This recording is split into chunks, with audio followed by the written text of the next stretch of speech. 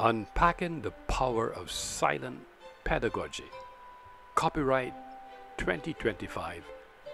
ISBN 978-976-9763296.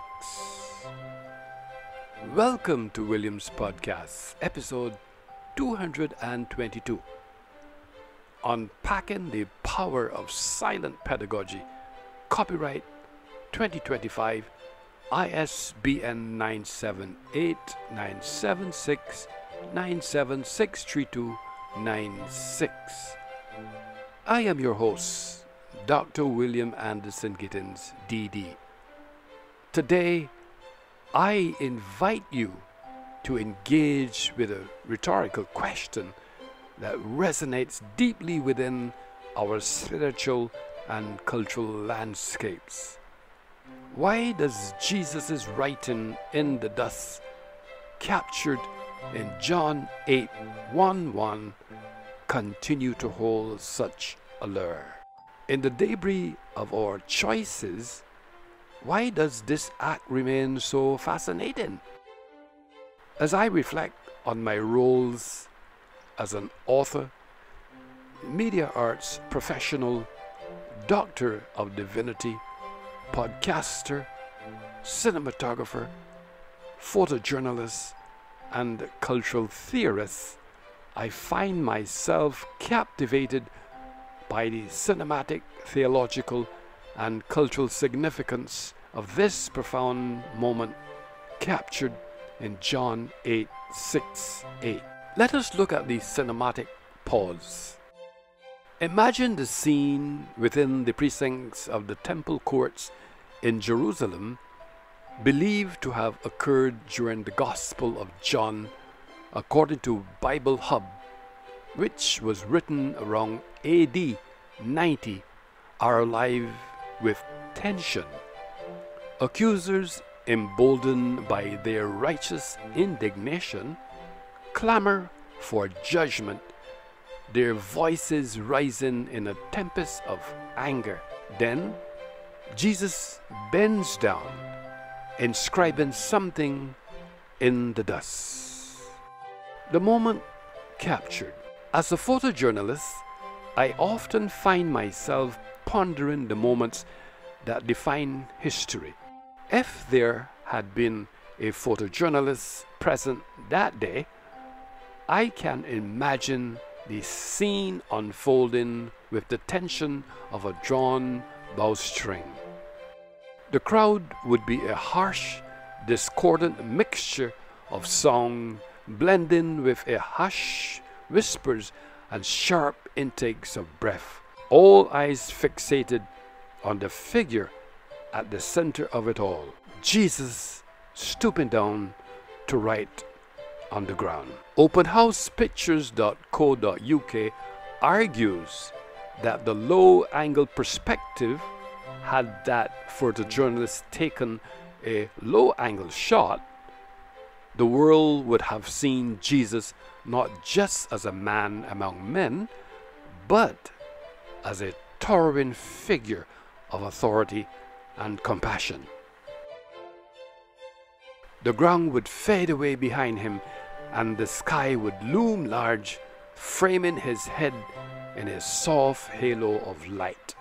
This perspective would emphasize the significance of his actions, making the viewer feel the weight of the moment.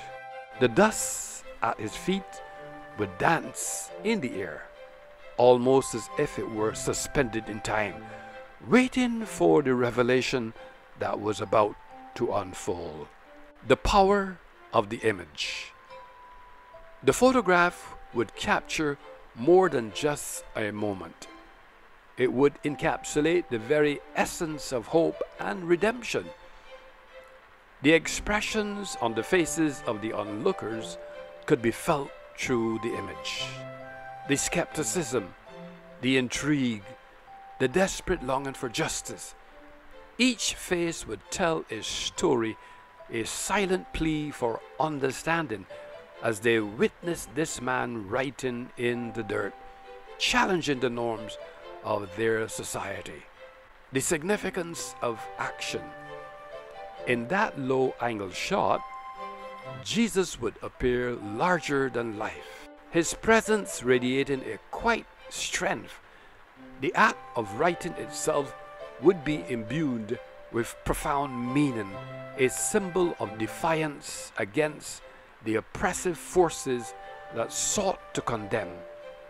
Every line drawn in the sand would resonate with the power of his message, suggesting that the past does not dictate the future and mercy can triumph over judgment. The legacy of the moment.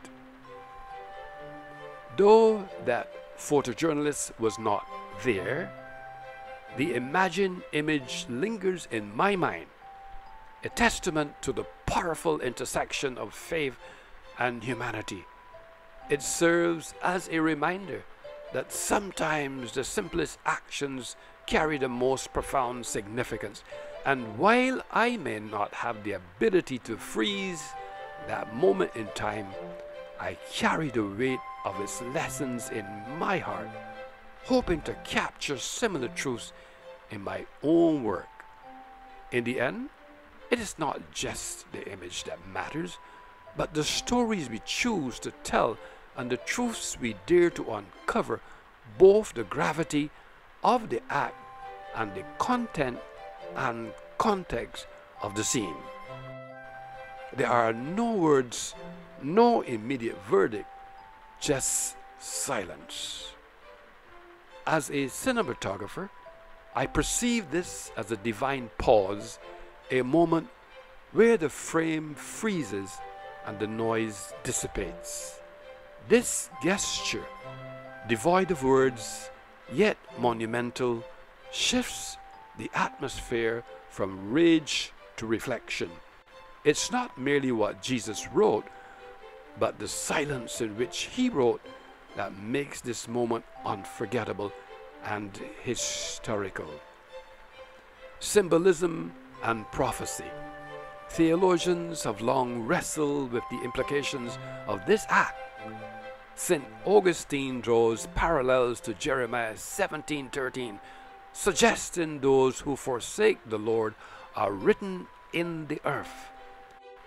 Others interpret it as a reframing of judgment through divine mercy, echoing God's inscription of the law on stone tablets. Still, some see it as an exposure of the hypocrisy of the accusers. In this moment of stillness, the trajectory shifts, not through force, but through a profound silence that invites introspection. Silent pedagogy as disruption. In the realms of teaching and conflict resolution, silence can serve as a powerful disruptive force. It interrupts the cycle of escalation and compels us to reflect. During my tenure as an educator at the School of Continuing Studies, the University of the West Indies CAFL campus in the 1990s, I discovered that a deliberate pause could draw participants in sharpening their focus. Though often uncomfortable, silence fosters a space for discovery, compelling us to wrestle with our own thoughts. Similarly, Jesus' silence prompted his listeners to confront their own shortcomings rather than hide behind accusations. From ancient dust to digital judgment. The relevance of this teaching transcends time, finding its place even in today's digital age.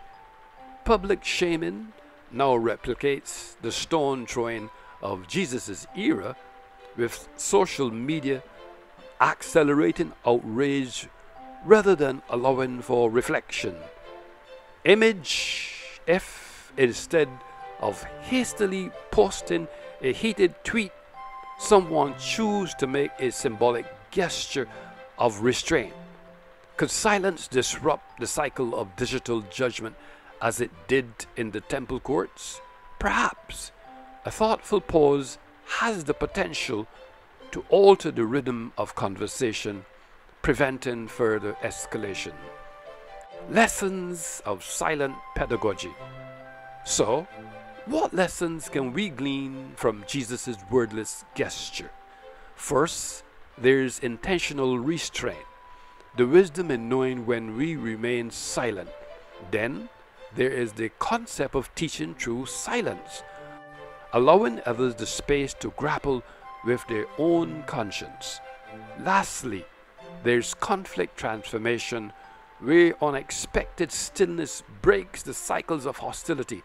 This is pedagogy without words, mercy without spectacle, a poignant reminder that not every lesson demands a lecture. Sometimes the most powerful teaching lies in the act of stepping back. Closing reflection. As we conclude today's episode, I invite you to hold this image in your mind. The teacher in the temple, writing in dust as the clamor fades away.